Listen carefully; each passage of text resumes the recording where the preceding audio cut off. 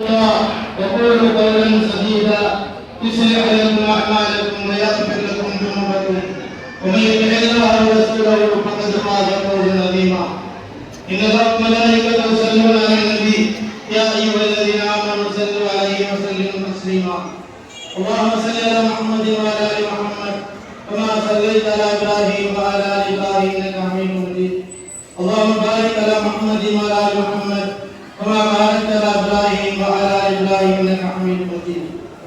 அளவற்ற அருளாளரும் நிகழ்த்த அன்புடையமாகிய எல்லாம் வல்ல ஏக இறைவனின் இனிய திருநாமத்தால் இந்த திருமண உரையை ஆரம்பம் செய்கிறது. எல்லாம் வல்ல ஏக இறைவனால் அனுப்பப்பட்ட நபிகள் நாயகம் ஸல்லல்லாஹு அலைஹி வஸல்லம் அன்னாரின் பெரிய உத்தம சத்திய சஹாபாக்கள், தாபியீன்கள், தபா தாபியீன்கள், குறிப்பாக சமுதாயத்தில் உள்ள அனைவரின் மீதும் இந்த திருமணத்திற்கு வந்திருக்கின்ற நம் அனைவரின் மீதும் அந்த ஏக இறைவனின் சாந்தியும் சமாதானமும் என்றென்றும் இருக்குமாக. கணியத்துக்குரிய எல்லாம் அல்லாஹ்வின் இந்த திருமண நேரத்தில் உங்களுக்கு முன்னால் அல்லாஹ்வுடைய திருமறை குர்ஆனுடைய வசனம் 3 வசனங்கள் ஓதி காண்பிக்கப்பட்டன. ஒவ்வொரு நிகாஹிலும் நாம் அல்லாஹ்வுடைய இறைவனாகிய திருமறை குர்ஆனை நபிகள் நாயகம் ஸல்லல்லாஹு அலைஹி வஸல்லம் அவர்கள் ஓதி மக்களுக்கு இறையச்சத்தை ஊட்டியிருக்கிறார்கள். அல்லாஹ் தஆலா இந்த உலகத்தில் நமக்கு கொடுத்திருக்கிற மிகப்பெரிய ஒரு அருள்கொடை இஸ்லாம். அல்லாஹ் ரப்பல் ஆலமீன் திருமறை குர்ஆனில் குறிப்பிடுகிறார், இன்ன தீன இன்தல்லாஹில் இஸ்லாம். நிச்சயமாக அல்லாஹ்விடத்தில் அங்கீகரிக்கப்பட்ட மார்க்கம் இஸ்லாம். இஸ்லாம் என்பது ஏக இறைவனால் கொடுக்கப்பட்ட மிக உயர்ந்த ஒரு மார்க்கம். அந்த இஸ்லாமிய மார்க்கத்தில் நமக்கு அல்லாஹ் தஆலா ஈமான் என்கின்ற மிக ஒளிமயமான ஈமானை வழங்கியிருக்கிறார். இந்த ஈமானின் மூலமாகத்தான் நாளை வறுமையில் நாம் சொர்க்கத்திற்கு செல்ல முடியும். ஈமானிய வலிமை அவ்வளவு சிறப்புமிக்கது. அதனுடைய மகத்துவத்தை நாம் அறிந்து கொள்ள வேண்டும். எனவேதான் அல்லாஹ் தஆலா இந்த இஸ்லாமிய சமூகத்திற்கு வழிகாட்டுவதற்காக திருமறை குர்ஆனை தந்திருக்கிறார். குர்ஆன் உலக மக்களுக்கு நேர்வழி காட்டக்கூடியதாக இருக்கிறது. அல்லாஹ் ரப்பல் ஆலமீன் குர்ஆனின் மூலமாக குறிப்பிடுகிறான், வமா கலக்குல் ஜின்ன வல் இன்ஸ இல்லா லியஅபுதுன். மனித வர்க்கத்தை ஜின் வர்க்கத்தை இறைவன் படைத்திருப்பதின் நோக்கம் அவனை மட்டுமே வணங்க வேண்டும் என்பதற்காகத்தான். அல்லாஹ்வை மட்டும் வணங்க வேண்டும் என்பதற்காகத்தான் அல்லாஹ் நம்மை படைத்திருக்கிறார். எனவே அந்த அல்லாஹ் சுப்ஹானஹு வ தஆலா இந்த உலக வாழ்க்கையில் மனிதர்களுக்கு திருமணம் என்கின்ற ஒரு உறவு அவசியமான ஒன்று என்று இறைவன் தான் தீர்மானம் செய்திருக்கிறார். அல்லாஹ் ரப்பல் ஆலமீன் தான் இந்த திருமணம் என்கின்ற உறவை நமக்கு ஏற்பாடு செய்து கொடுத்திருக்கிறார். எனவே அந்த அல்லாஹ் தஆலா அந்த திருமணத்தை ஒரு அத்தாட்சியாக திருமறை குர்ஆனில் சொல்லி காட்டுகிறார். ومن آياته أن خلق لكم من أنفسكم أزواجا لتسكنوا إليها وجعل بينكم مودة ورحمة إن في ذلك لآيات لقوم يتفكرون. உங்களிலிருந்து உங்கள் மனைவியை அல்லாஹ் படைத்திருக்கிறார். ஏன்? لتسكنوا إليها, நீங்கள் மனநிம்மதியை பெறுவதற்காக. கணவன் மனைவிக்கு மத்தியில் அன்பையும் பாசத்தையும் இறைவன் தான் ஏற்பாடு செய்து கொடுத்திருக்கிறார். இந்த திருமண உறவு என்பது ஏக இறைவனால் கொடுக்கப்பட்ட ஒரு அற்புதம். ஒரு கணவன் ஒரு மனைவிக்கு மத்தியில் அன்பு பாசத்தை அல்லாஹ் தான் ஏற்பாடு செய்து கொடுத்திருக்கிறார். எனவே அப்படிப்பட்ட அந்த திருமணத்தை அல்லாஹ் சுப்ஹானஹு வ தஆலா திருமறை குர்ஆனின் மூலமாக திருமணத்தின் போது ஒரு மணமகன் மணமகளுக்கு மகர் கொடுத்து திருமணம் செய்ய வேண்டும் என்பதை வலியுறுத்துகிறார். வஆத்து நிஸா ஸதகாத்தின் ஹலா. ஒரு மணமகன் திருமணம் செய்வதாக இருந்தால் மணமகளுக்கு தேவையான அந்த மகர் தொகையை கட்டாயமாக கொடுத்து திருமணம் செய்ய வேண்டும். இதுதான் இஸ்லாமிய மார்க்கத்தில் ஷரியத் நமக்கு வலியுறுத்தி இருக்கிறது. உலக அளவில் இன்றைக்கு இஸ்லாமிய மார்க்கத்தை சிறப்பாக எடுத்துக்கொள்கிறார் என்றால் திருமண நேரத்தில் மணமகன் மணமகளுக்கு பெண் வீட்டாருக்கு எந்த சிரமத்தையும் கொடுக்கக்கூடாது, எந்த துன்பத்தையும் கொடுக்கக்கூடாது, எந்த ஒரு மன உளைச்சலுக்கும் ஆளாக்கக்கூடாது என்று இஸ்லாம் வலியுறுத்துகிறது. அவர்களை அன்பாகவும் அரவணைப்பாகவும் அவர்களுடைய தேவைகளை முழுமையான முறையில் நீங்கள் கொடுத்து எளிமையான முறையில் அவர்களிடமிருந்து திருமணத்தை செய்து கொள்ள வேண்டும் என்று அல்லாஹ் தஆலா குர்ஆனின் மூலமாக மணமகளுக்கு வலியுறுத்துகிறார். எனவேதான் ஒரு மணமகள் திருமணம் செய்யும் பொழுது மணமகளுக்கு மகர் கொடுத்து கொடுக்க வேண்டும் என்ற இஸ்லாம் வலியுறுத்தியது. நபிகள் நாயகம் ஸல்லல்லாஹு அலைஹி வஸல்லம் அவர்களும் தன்னுடைய வாழ்நாளில் இந்த உம்மத்திற்கு வழிகாட்டியிருக்கிறார்கள். எவ்வளவு வறுமையில் சஹாபாக்கள் இருந்தாலும் வறுமை கோட்டிற்குள் வாழ்ந்தாலும் திருமணம் என்ற உடனே மணமகளுக்கு ஒரு இறுதியான போதத்தையாவது கொடுத்து நீ திருமணம் செய்ய வேண்டும் என்று ரசூலுல்லாஹ் ஸல்லல்லாஹு அலைஹி வஸல்லம் வலியுறுத்தினார்கள். எனவே அதனை கூட பெற்றுக் கொள்ள முடியாத சில சஹாபாக்களை அல்லாஹ்வுடைய தூதர் கண்ட பொழுது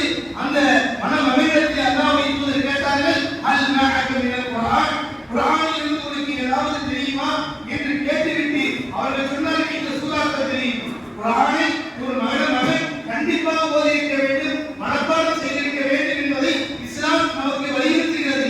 ஒரு மணமகன் உலகத்தில் பெரிய மனிதராக இருக்கிறார், ஆனால் அல்லாஹ்வுடைய வேதத்தை ஓதத் தெரியவில்லை என்றால் அல்லாஹ்வுக்கு முன்னால் எந்த பலனையும் அடைய முடியாது. எனவேதான் ரசூலுல்லாஹி ஸல்லல்லாஹு அலைஹி வஸல்லம் ஒரு மணமகன் சபையிலே உட்கார்ந்து கொண்டு கண்டிப்பாக குர்ஆனை ஓதியவராக, மனப்பாடம் செய்தவராக, குர்ஆனுடைய ஒரு சில பகுதியாவது உள்ளத்தில் இருக்க வேண்டும் என்பதை அல்லாஹ்வுக்கு வழிகாட்டியிருக்கிறார்கள். எனவே திருமணம் என்றால் இஸ்லாமிய மார்க்க ஷரியத்தில் ஒரு மணமகன் தான் மணமகளுக்கு அனைத்து வகையான செய்திகளையும் கொடுத்து திருமணம் முடிக்க வேண்டும். அதே போன்றுதான் ரசூலுல்லாஹி ஸல்லல்லாஹு அலைஹி வஸல்லம் திருமண நேரத்திலே வரக்கூடிய விருந்தினர்களுக்கு உணவளிக்கக்கூடிய ஒரு பொறுப்பை மணமகனுக்கு தான் ரசூலுல்லாஹி ஸல்லல்லாஹு அலைஹி வஸல்லம் வலியுறுத்துகிறார்கள். அல்லாஹ்வுடைய ஷரியத்தில் நம்முடைய சொந்த கருத்தை உடைப்பதற்கு யாருக்கும் அதிகாரம் கிடையாது. அல்லாஹ் ரப்பல் ஆலமீன் தான் நம்மை படைத்தான், நம்மை உருவாக்கினான், திருமணம் என்கிற உறவை உண்டாக்கி கொடுத்தான். அந்த திருமணத்திற்குரிய சட்டத்தை அல்லாஹ் தான் வகுத்து கொடுத்தான்.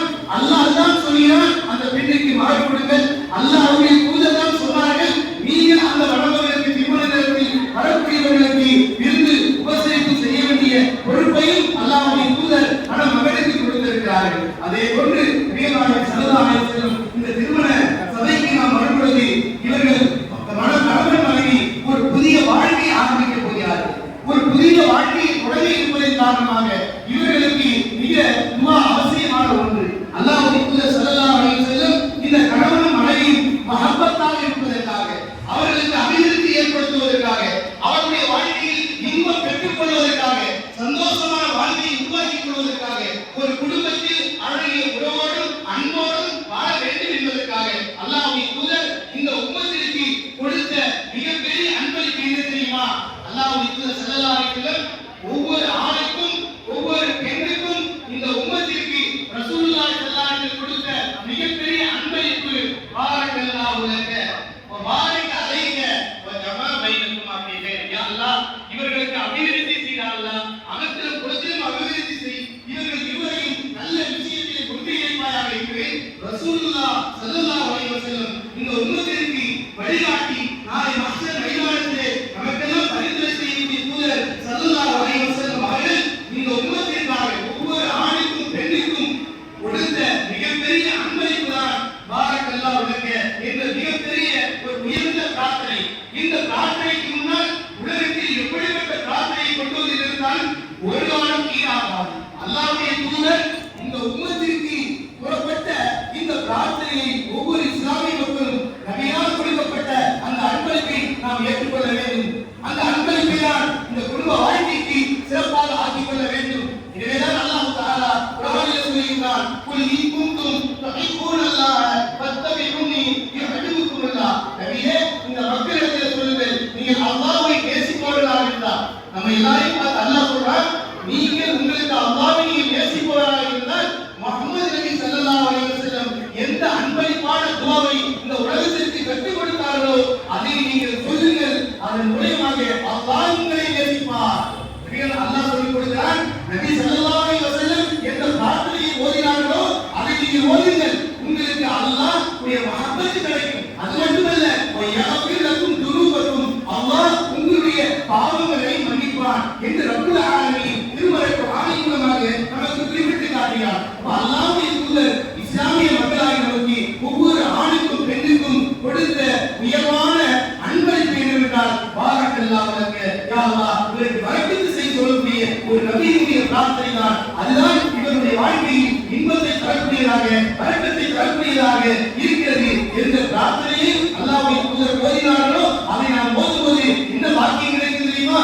நாளை வறுமை நாளிலே நபிமார்களோடு, ஷுஹதாக்களோடு, நாதாக்களோடு, சாலிஹீன்களோடு இருக்கக்கூடிய நசீபு கிடைக்கும் என்று அல்லாஹ் தஆலா குர்ஆனிலே குறிப்பிடுகிறார். எனவே அன்பிற்குரிய அல்லாஹ்வின் நல்லடியார்களே, இந்த உலக வாழ்க்கையில் நம்மளோடு வரக்கூடியது உலகத்தில் சொல்லப்படுகிற வார்த்தைகள் அல்ல, அல்லாஹ்வின் தூதர் சொன்ன வார்த்தைதான் உயர்மிக்கது, சிறப்புமிக்கது, நம்மளோடு வரக்கூடியது, மன்னரைக்கு வரக்கூடியது, கபிலுக்கு வரக்கூடியது, மறுமை வாழ்க்கைக்கு வரக்கூடியது, நாளை மறுமையிலும் நம்மை சொர்க்கத்தில் கொண்டு போய் சேர்க்கக்கூடிய ஒரே வார்த்தை ரசூலுல்லாஹ் ஸல்லல்லாஹு அலைஹி வஸல்லம் அழகாக இந்த உம்மத்தை இஸ்லாமியருக்கு கொடுத்த மிகப்பெரிய வாக்கியம் குறித்த ஒரு அன்பளிப்பு தான் பாரக்கல்லாஹு லக வ பாரக அலைக வ ஜமா பைனகுமா ஃபீ கைர். எந்த வார்த்தையை இறுதி தூதர் ரசூலுல்லாஹ் இந்த உம்மத்தின் மீது கவலை கொண்டு கஷ்டப்பட்டு நமக்கு கற்றுக் கொடுத்தார்களோ இதே வார்த்தை தான் உலகத்தில் வாழ்ந்த எல்லா அறிஞர்களும் இமாம் ஷாஃபி ரஹ்மத்துல்லாஹ், இமாம் அபூ ஹனீஃபா ரஹ்மத்துல்லாஹ், இமாம் மாலிக் ரஹ்மத்துல்லாஹ், இமாம் அஹ்மத் பின் ஹம்பல் ரஹ்மத்துல்லாஹ் எல்லோருமே சொன்னார்கள் அலைக்கும் சுன்னத்து நபி நபி ஸல்லல்லாஹு அலைஹி வஸல்லம் எந்த துஆவை மனமகளுக்கு வைத்து கற்றுக் கொடுத்தார்களோ அதை ஓதுவோம், அது மறுமையிலே விலை போகும், சொர்க்கத்திற்கு கொண்டு சேர்க்கும், நபியோடு இருக்கலாம் என்பதை ஒவ்வொரு இமாம்களும் கண்ணியப்படுத்தியிருக்கிறார்கள். எனவே அன்பிற்குரியவர்களே, அல்லாஹ்வின் தூதரால் கற்றுக் கொடுக்கப்பட்ட பிரார்த்தனையே இந்த உம்மத்திற்கு மிகப்பெரிய அன்பளிப்பாக உள்ளது.